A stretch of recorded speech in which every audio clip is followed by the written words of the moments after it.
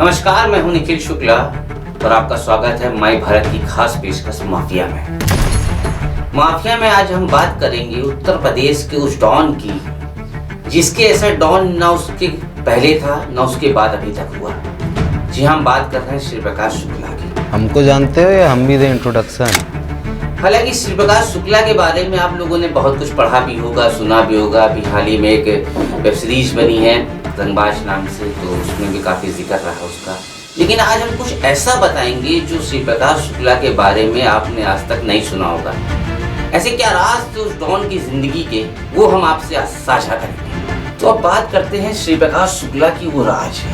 हालांकि तमाम web series में जो आपने देखा बहुत सारी बातें थी, जितने मुंह उतनी बातें भी कही जा सकती हैं। दरअसल श्री प्रकाश शुक्ला कोई बचपन से ही जैसा कि तमाम होता है कि अपराधी नहीं होता, तो उसके अंदर भी ऐसा कुछ था नहीं। गोरखपुर के एक छोटे से गांव में रहने वाले लड़का, हालांकि पहलवानी का शौक था। 6 फुट की हाइट हुआ करती थी। मजबूत कद था। पहलवानी का शौक लाजमी सी बात थी कि तभी हो सकता है। तो शुरुआती दौर में तकरीबन ये मामला जो रहा ये था 1993 के आसपास का, जब पहला कांड उसने किया, और कांड भी बड़ा फिल्मी अंदाज में हो गया। व्यवस्था कीजिए वरना कर देंगे फेमस। कि वो जा रहा होता है, उसकी बहन को कोई लड़के छेड़ देते हैं गली के, इसके बाद तैश में आता है, वो कहीं से पिस्टल का जुगाड़ करके गोली चला देता है और गोली लगती है और लड़का मर जाता है।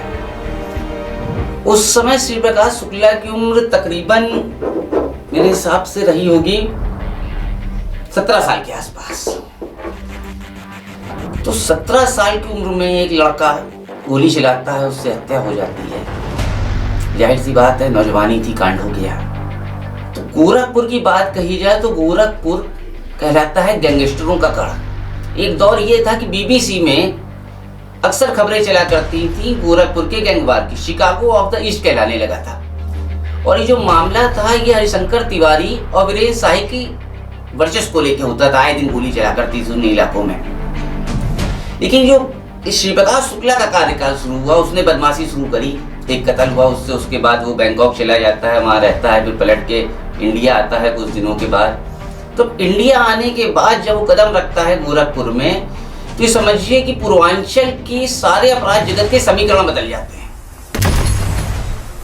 वो एक कल का लड़का जो महज 25 साल में मार भी दिया गया, 20 से ज्यादा उसके ऊपर सिर्फ मर्डर के मुकदमे थे। हालांकि इसके पीछे बहुत सारी कहानियां रही, एनकाउंटर कैसे हुआ, क्या चीजें रही, तमाम बातें हैं। और तकरीबन जो एनकाउंटर हुआ उसकी वजह भी ये रही कि उसने उत्तर प्रदेश के एक मुख्यमंत्री की सुपारी उठा ली। तो आप अंदाजा लगा सकते हैं किस तरह का नाम हो गया होगा कि वो जो मुख्यमंत्री की सुपारी उठा रहा है। तो हालांकि कल्याण सिंह की सुपारी उठाई गई, मुख्यमंत्री की सुपारी उठती है, नाम होता है कल्याण सिंह, आपको बताते चलें। तो कल्याण सिंह की सुपारी उठाना अपने आप में बहुत बड़ी बात हुआ करती थी। और दरअसल जो मामला रहा ये पूरा कि गोरखपुर के अंदर ब्राह्मणों और ठाकुरों का वर्चस्व चलता था। एक दूसरे के प्रतिद्वंदी दोनों हुआ करते थे। यही कारण था कि हरिशंकर तिवारी और वीरेंद्र शाही आपस में लड़ा करते थे, वर्चस्व तथा गैंगवार होती थी। तो जो आपने तमाम सीरीज देखी होंगी या श्री प्रकाश शुक्ला के बारे में जो भी आपने सुन रखा होगा, उसमें ये कहा गया कि भाई इन्होंने सुपारी उठाई कल्याण सिंह की, मुख्यमंत्री थे उस समय वो। तो सुपारी उठाने का मकसद वो नहीं था। होता क्या है, इस आशिक मिजाज, आपको बता दें कि ये आशिक मिजाज टाइप का डॉन था। इसकी एक गर्लफ्रेंड हुआ करती है, ये सूत्रों से जानकारी है हमारे पास कि इसकी गर्लफ्रेंड हुआ करती थी। उस गर्लफ्रेंड के जो पिताजी थे वो यूपी पुलिस में काफ़ी अच्छे पद पे थे। तो उनसे किसी बात को लेकर मुख्यमंत्री से बहस हो जाती है। वो कुछ कहते हैं, मतलब जो भी हुआ हो उस तत्कालीन दौर में, ये बात उनकी बिटिया को पता चलती है। तो जब ये बात उनकी बिटिया को पता चलती है तो वो बात अपने बॉयफ्रेंड यानी कि श्री प्रकाश शुक्ला को बताती है कि साहब ऐसा ऐसा हो गया मेरे साथ। तो उस कहता है कि ठीक है, बदला लिया जाएगा, चूंकि श्री प्रकाश शुक्ला अपने आप में डॉन, पीछे भी कैसे हट सकते। तो मामला जब गर्लफ्रेंड का हो तो जब ये बात सुर्री उठती है हर तरीके से कि श्री कल्याण सिंह की हत्या होने वाली और श्री प्रकाश शुक्ला जो है हत्या करेगा, चूंकि श्री प्रकाश शुक्ला ने अगर कह दिया तो मरना तो तय था। ये दहशत हुआ करती थी उसके उस समय पे। तो जब ये सारा प्रकरण चल रहा होता है, कुछ विरोधी जो है संपर्क में आते हैं श्री प्रकाश शुक्ला के, उसको सुपारी ऑफर करते हैं। उस दौर में 5 करोड़ रुपए में सुपारी उठी थी लगभग। उससे पहले कई ऐसे कांड थे जो लखनऊ में हो चुके थे। लखनऊ की एक सबसे व्यस्त रोड है, लाटूस रोड इलाका है, काफी घनी आबादी का इलाका है, लोहे का व्यापार होता है वहां पे, बंदूकों की भी दुकानें हैं। तो उस समय लॉटरी का खेल काफी चल रहा होता था। हालांकि बाद में लॉटरी जो आया करती है मायावती ने बंद करा दी अपने कार्यकाल में। तो लॉटरी व्यवसायी विवेक श्रीवास्तव के बेटे का अपहरण हो जाता है, कुणाल नाम होता है उसका। उसके अपहरण का जब होता है, वो फिरौती मांगता है, फिरौती नहीं दी जाती है। तो आपको बता दें कि लाटूस रोड जैसे इलाके में विवेक श्रीवास्तव की हत्या कर दी जाती है और तकरीबन उसकी बॉडी से 40 से 50 कारतूस निकलते हैं, गोली मारी जाती है उसकी इतनी।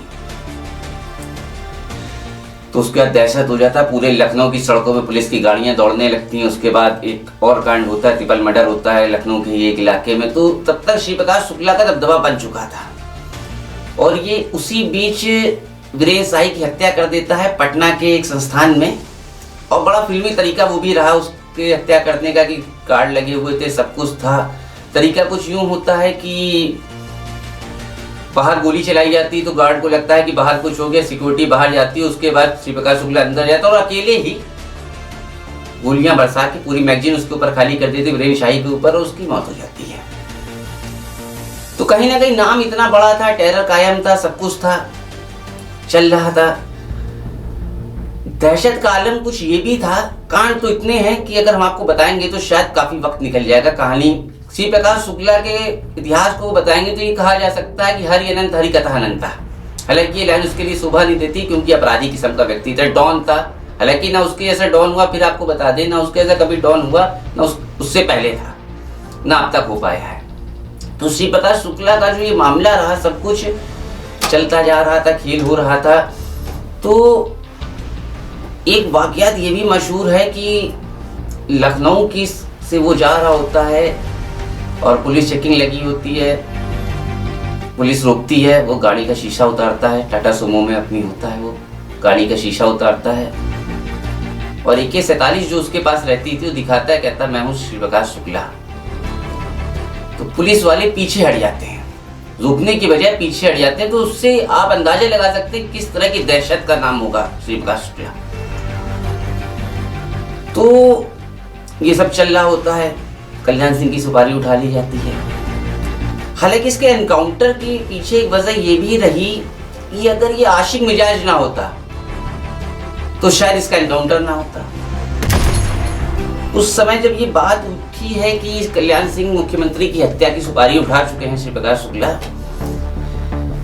STF का गठन कर दिया जाता है, स्पेशल टास्क फोर्स बनाई जाती है, उसमें चुनिंदा अफसरों को चुना जाता है, पुलिस विभाग के तेज तर्रार अफसरों को, एनकाउंटर स्पेशलिस्ट को लीड दी जाती है। बाद में हालांकि वो एनकाउंटर स्पेशलिस्ट दिल्ली पुलिस के कमिश्नर भी बने। तो टीम लगाई जाती है। सर्विलांस उस समय इतना ज़्यादा सक्रिय नहीं हुआ था, हालांकि इस दौर में तो तमाम चीज़ें हैं, शायद बहुत कुछ हो चुका होता, लेकिन पुलिस बहुत मेहनत करती है। अल्टीमेट गाजियाबाद में श्री प्रकाश शुक्ला से मुठभेड़ होती है। उससे पहले भी कई बार पुलिस ने जाल बिछाया, लेकिन पुलिस वालों की हत्या करके वो भागने में सफल रहा। तो जब गाजियाबाद में इसको पकड़ा जाता है, बताते हैं कि उस समय इसके पास इसकी AK-47 नहीं थी। अगर AK-47 होती तो वो भी एनकाउंटर नाकाम ही होता पुलिस के लिए। महबूबा से बात करना, लगातार बात होती रहती थी, रात रात भर बात होती थी, पुलिस ने ट्रेस कर लिया इसको। गाजियाबाद में मुठभेड़ हुई और श्री प्रकाश शुक्ला को UP STF ने मार गिराया।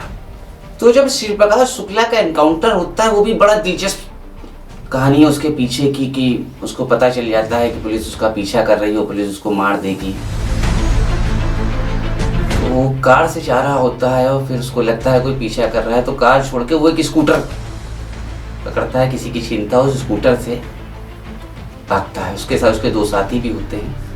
हालांकि एक खासियत इसकी और रही कि इसके गैंग में ज़्यादा लोग शामिल नहीं थे, 3-4 लोग रहते थे, इससे ज़्यादा उसमें शामिल नहीं थे कि उसको लगता था कि जितनी ज़्यादा बड़ी टीम होगी पकड़े जाने का खतरा उतना ही रहेगा। तो जब इस पुलिस ने घेराबंदी की, इसका एनकाउंटर निकला, तो एक सिद्धांत और था इसका कि का ये मानना था कि जिसने पहले गोली चलाई जीत उसकी पक्की है। तो अपने ही सिद्धांत के हिसाब से इसने काम किया। हालांकि AK-47 नहीं थी, फिर भी लोग बताते हैं उस समय के कि कोई छोटा असला कट्टा वट्टा रहा होगा उसके पास या पिस्टल रही होगी, तो पुलिस के ऊपर वो फायर छोड़ देता। दोनों तरफ से गोलियां चलती हैं और आखिरकार यूपी STF को सफलता मिलती है शिव प्रकाश शुक्ला को मार गिराने।